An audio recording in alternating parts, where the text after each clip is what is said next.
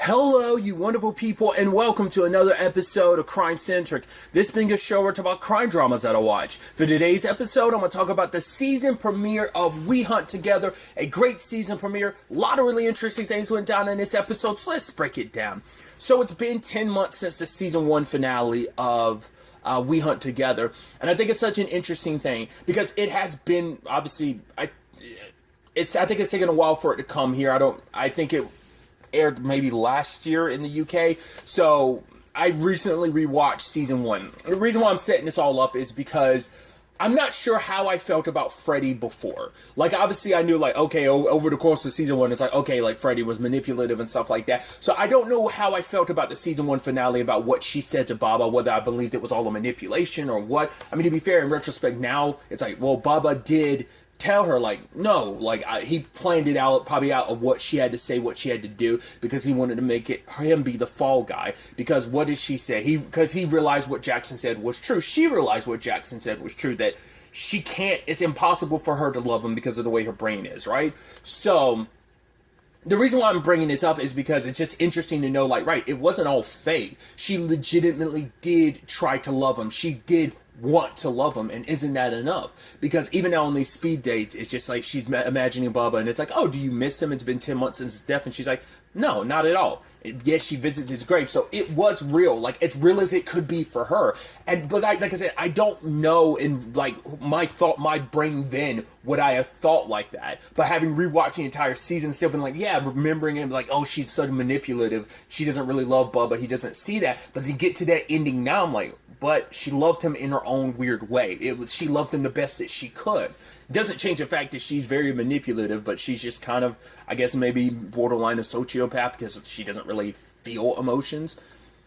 So that's why I'm always unsure, because it's like, right, you don't feel love, but you can feel fear. I would assume all human emotions would be kind of fake for you if you're like a sociopath, right? So, because in this episode, she seemed freaked out at certain points at times. It's just really interesting. Obviously, it's been 10 months, and I do like that we do get some, because the stinger at the end of season 1 was like, hey, they found the eyes that Freddy had drawn on one of her letters to, specifically, I think, Lily's mom. But it's like, okay, oh, no, not Lily's mom, jeez. The real Freddy's mom, Frederica's mom. And then we hear, like, between Liam, her ghostwriter, and herself, it's like, oh, yeah, the cops did, I think Freddy's justification for it was, oh, Bubba must have read See My Diary. And I was like, okay, that's how she was kind of able to skid around that, because that was at least some smoking gun, but not enough, obviously, because she's out and about. There was no evidence. It is interesting, and I think this is probably going to be a recurring theme throughout the, thing throughout the season, is the whole Shannon thing. Her just like doing a lot of background reporting stuff, but then mainly it's going to be her, like, being like, oh, Freddy. It's like, oh, do you think she's guilty? Which I think is interesting, because when Freddy pressed guilty, it went up to 60%. The final total at the end was 57%. So that's interesting to know that it changed like that. But also when Freddy clicked guilty, she smiled about it. She enjoyed it. She loved it. I mean, she's built a brand and a name recognition. She became famous off of this. She's gotten book deals, been on like interviews and magazines and stuff. She even built a foundation, the Frederica Lane Foundation, for those who are in abusive relationships. And the real jacked up thing, because even Lola and Jackson had a look. Well, Lola turned to Jackson like, really? When she reveals that the person she's working with on that foundation, Henry, that's Frederica's brother. You're like, that's sick, that's twisted. That's super. But also, once again, it's almost like rubbing everyone's faces in, just like she did last season. So I just thought that was such a fascinating thing. But really getting into this, like, I'm a couple minutes in, I haven't really even gotten into things. But I just want to kind of share, like, a lot of those thoughts I had, like, off the top of my head, because I just thought it was fascinating.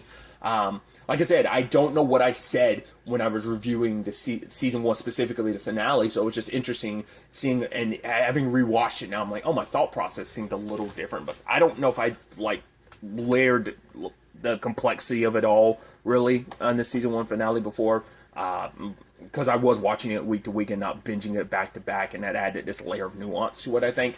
Either way, this guy who's on a run with his baby ends up getting killed, and the moment that number got dialed, I was like, isn't that Freddy's number? That's what, like, I didn't necessarily recognize her voice, but I thought, like, on the other end, I was like, is that Freddie? Is this supposed to be a dedication to her? Turns out it is. So, and immediately when the phone number situation came up, Lola immediately recognized it. Because it's a case that she hadn't, I guess because she had Freddie's number memorized. Jackson never did. I love that. Well, because, like, we know that he just put Freddie's name in his phone last season, so he probably just saw her name pop all the time, never her number, so. But Lola memorized it. Just, there's that case that, you know, that you just can't let go, especially because we all know, you know, them in particular know that Freddie's guilty as sin, but she got away with it. But they were trying to make sure she didn't get away with him. Either way, I love when they bring this to Susan, and Susan's like, all right, you talk to her as a witness. It's like, yeah, you guys gotta be nice. It's like, don't worry, man, we'll be nice. And she's like, I'm not talking to you, Jax, I'm talking to you, Lola. And Lola's like, all right, I'll be nice as... She's like, there's gotta be like a phrase for that when you're nice as something, and it's gotta start with like an N. And Jackson's like, nice as Nelly? And she's like, who the fuck is Nelly? And it's like, nice as Nacho. She's like, ooh, that's a good one, because I love nachos. But you gotta have some kind of dip with them, because like otherwise they get dry. And it's like, well, that's the whole point of... And she's like, shut the fuck up. And the phrase is nice as pie, and Lola's like, ooh. I'm like, I love that little back and forth between them. I love it. Really quickly, we get a little update on Jackson's family. It seems like his wife is pregnant. I mean, that doesn't always mean everything's like kosher, everything's good. Because the whole point was like, okay, we're going to stay stagnant like dirty water. That was the whole metaphor last season. And Lola called him an idiot for it. But it's like, yeah, we'll wait till the kids get out of college and then go off to college. And then we'll find our way back to loving each other. It's kind of the whole point. But interesting. It seems like a red flag to me, because I'm like, oh, like, I mean, you'd think you'd be more careful about that, but it's like, right, you're not in love, but she's pregnant. It almost feels like that relationship thing of, we'll have a baby and it'll fix our relationship. I mean, because they made that point, so it's almost like, right, you're never going to work on the you. I guess it's just kind of, it was an accident and yada, yada, yada, but it's almost like, oh, there's layers to that, because it's like, right, you want it to wait for the kids to leave out, and then you can, you know, start loving each other. It's like, well, you're going to have to wait another 18 years or so, so that's what's so fascinating. But we'll see how things kind of play on that front. I do love that the entire episode, Lola is scratching her neck, and he's like, what's wrong with you? She's like, nothing. I guess because she's not sleeping right, or just like, because this Freddy thing has not left her sight at all. Like, she's got a wall. I mean, not unless that stuff she started putting up now, but I'm assuming that's always been there. And just every new article, every new thing about Freddy, she's put it on kind of almost like her murder board to some extent. We find out that the guy James and Lola met on a dating, on like a speed dating thing. And the moment we met Bob, I was like, it's Bob, isn't it? The way, the awkwardness, and the, you know, she's like, oh, you should go by Robert and stuff like that. It's like, yeah. But I figured something was up the moment like James, going by the name Frank, immediately recognized Freddy. And I was like, oh, she wants him to keep the wedding ring on while they're doing it. And then she starts choking him during, and he's like, oh, what's wrong with you? I'm like, you knew, first and foremost, you knew who you were getting in bed with. Like, you're the one that's like, living dangerously. It's like, you picked her for a reason. You decided to go home with her for a reason. You knew what you were kind of getting in. I mean, granted, I guess you were just trying to be like, oh, you want to live life on dangerously. It's like, okay. Because I think it's also for Freddy, it's like she wants to live a little dangerously too, because like now without Bubba around, like the excitement of everything that they were a part of, now that excitement is gone, now that he's gone, and she's trying to find something to fill that void of, like, right, she's never felt that way about anyone, potentially. I mean, we know Kian is someone that she loved, and the question then becomes like, what does she miss most? Does she actually like miss like Baba for just being Baba, as like being the person that she wanted to love, or is it just a situation of like the circumstances and everything they went through? Because like when you look back on it, the entirety of that first season took place like maybe like a week and a half, because I think the last time frame we get is she had said like, oh, like in these past 8 days is all we got, so like probably, and at that point more time had passed, so like probably like a week and a half, maybe two, had passed over the course of that entire first season. But obviously it was really interesting for them to kind of be all in the same room again. It's first Lola and Freddie by themselves, and then obviously Jackson comes in, and he's like, oh, I'm sure you've got here's your coffee. He's like, oh, well, with almond milk, if I remember correctly. And he's all smiles and stuff, and Lola's looking at him like, what are you doing? And it's just like, it's Jackson being Jackson. But they're questioning her about everything. And then they reveal to her about the whole James situation. And even then, it does seem like she was almost like, wait, what? Because even she didn't realize it. Because she took it as like, oh, the person making that noise she's like, oh, fuck off. Because she just assumed it was someone like jerking off. But the moment she hears that, she's like, oh, was that someone calling me because they were killing him? And in that moment, Jackson starts thinking like, right, the whole Simon thing, she put on a performance. She tried to like, she was super big and expressive because she was overcompensating. This, she seemed not rattled. She just seemed like, So it's almost like, right, she was genuinely hearing about James's death for the first time because she didn't know.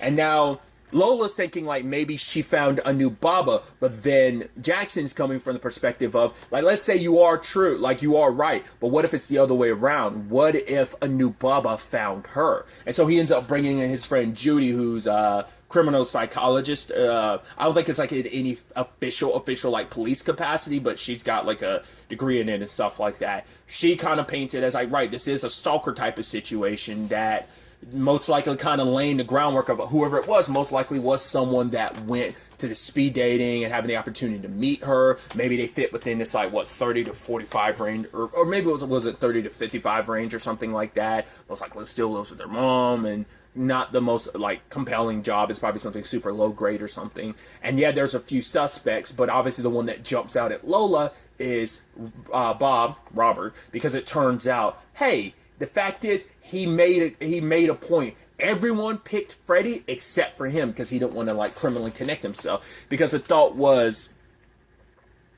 why do all that they did? Because wouldn't make it easier. Like if you call Freddie, like wouldn't it make it easier to trail back? But I think it's like the thought from Judy was they wanted Freddie to be a part of the investigation. So that was kind of the reason why they called and stuff. And because now she's involved in all this, because this is kind of like, this is kind of a serial killer flirting, I guess, because Judy's saying like, right, this person most likely has always been a little off, and now they see a public figure, someone that they believe will like, oh, this person will love me and accept me for who I am just because of everything between Freddie and Baba. And even now I'm like, there are potentially 3 suspects. Robert seems like the obvious red herring now because it seems like it's too obviously him. And then I'm like, well, but that's the thing, because like the others don't necessarily fit the profile necessarily, because I'm sure Henry's super young, so I'm sure that wouldn't count. But also Robert doesn't fit the age range either. But the third suspect for me would be Liam. Like, because we see that Liam has the bear, he lives out of his van, considering like the ghostwriting job he has. It's like, I think it would be like one of those artist jobs that you kind of the starving artist type of thing. So, and he's asking all these questions, especially trying to understand Freddy so much, but it's like, well, he can disguise that as like the book and stuff like that. Because I love that whole thing of like, oh my god, her like arrest photo from when the cops were questioning her, and she's like, oh, like, where am I trending? It's like, oh, number 2. It's like, well, who's trending above me? It's like, someone from some Game of Thrones actor accidentally, like, posted their penis or whatever. And it's, she's like, oh, which one? And it's like, well, it's not, and I love that they kind of clarify. It's like, no, it's not one of the big ones, kind of one of the lesser known ones, but I still feel like that's still, he's like, I don't know, I don't watch the show, but I'm like, oh, that's interesting. I wonder, was that, like, playing, I don't keep up with stuff like that, so I don't know if, like, oh, did one of the actors from Game of Thrones accidentally do that, and that the show's incorporating that, or is it just kind of like, because if not, that's almost like, oh, people will probably correlate that to be like, oh, I wonder which Game of Thrones because they're saying, like, it's not one of the more well-known ones, it was kind of like a lesser-known, like, role in the show or something like that. Regardless, I thought that was so interesting.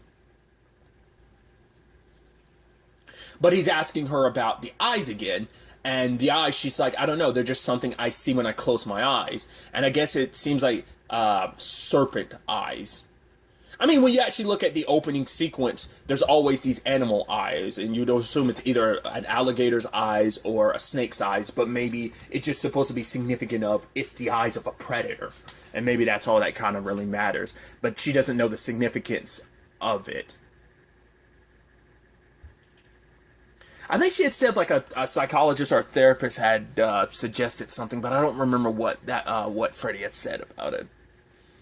But either way, what makes Liam even more suspicious to me is that fact when he confronts Lola. He's like, oh, what are you doing? And like, oh, can I talk to you? And she's like, oh, you're the ghostwriter, right? So obviously you're getting Freddy's story, so why do the facts matter? And she's like, yeah, have a good day. And part of me was almost wondering, I'm like, is he trying to flirt with her? Like, is it not just about Freddy? Because I think whoever the killer is has to know Freddy and Lola and Jackson kind of have their own dynamic, because even Judy was suggesting, like, right, they might be obsessed with you guys. Specifically, like, there's a little bit of a thing between Freddy and Jackson, because, like, Freddy's like, oh, like, because Jackson sees her for who she is to some extent, but also I think it's like she really enjoys her back and forth with Lola, because she knows like, oh, like it pisses you off so much that you know it's me, and I know it's me obviously, but you can't take me down, and I love this game of ours. So later on it's like, right, I'm your bird and you're my honeybee.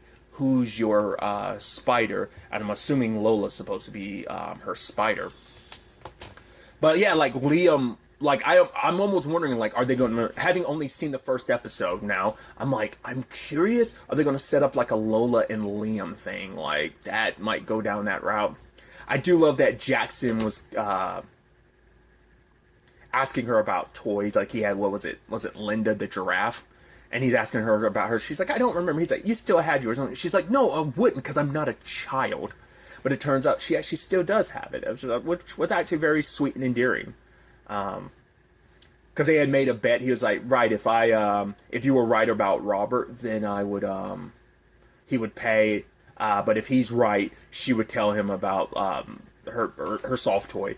And but it turns out she was right, because Robert's fingerprints were found on the coins that were used at a payphone. Because that was actually pretty smart, because it's like, right, they probably, whoever it was, Robert in particular, might have used latex gloves while using the phone, but probably had that change for a while, so they probably had their fingerprints all over it. Probably weren't thinking about, oh, I should probably wipe down these coins before I use them, because these have been in my pocket for a while. So, because probably thinking, like, no one would think to try and check the coins for fingerprints. So, once again, I think Robert's the obvious choice. I think he's the red herring, because even I immediately picked him up being like, yeah, that's probably the new Bubba. But it's like, no, I'm leaning towards Liam, but also, like, Henry, I don't know what that, because like there was that look where like Federico was like, oh, Freddy's like, oh, I'm gonna go inside, and Henry's like, oh, okay, and then he pauses and he's just staring for a while. I'm like, either he's just playing the role because he's trying to get the truth out about what happened to his sister, because their mom believes,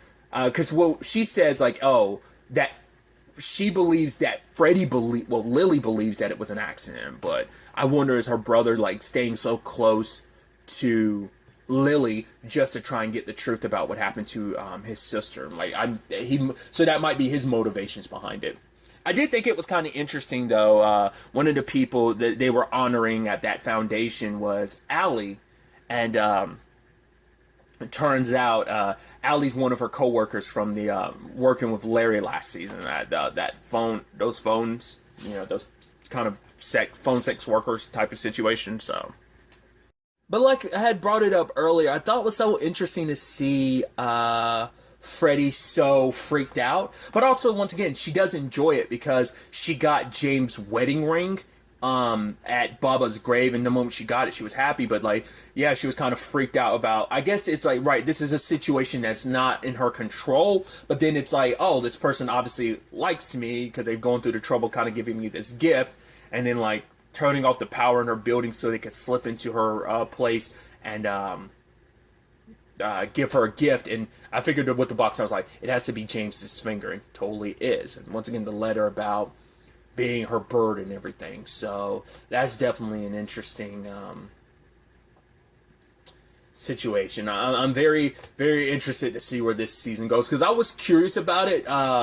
I saw like a promotional picture and I was like, oh, so there's a new Bubba in the picture. Cause I was curious like where things were gonna go considering how season 1 played out. But it's like, okay, she found a new person to kind of fill that void potentially. So, or maybe, or more rather, that person found her. So, we'll see how things play out. You know, will Freddie make it to the end of the season? Will she get caught? Will this person meet the same fate as Bubba? Once again, is Lola going to end up being the spider that this bird's trying to get rid of for his honeybee? Ultimately, I have to wait and see. I'm very, very excited to see where the rest of the season ends up taking us. But really, that's all I want to talk about. Till the next time we meet, be happy, be safe, live life to the fullest, and enjoy it. Good day and goodbye.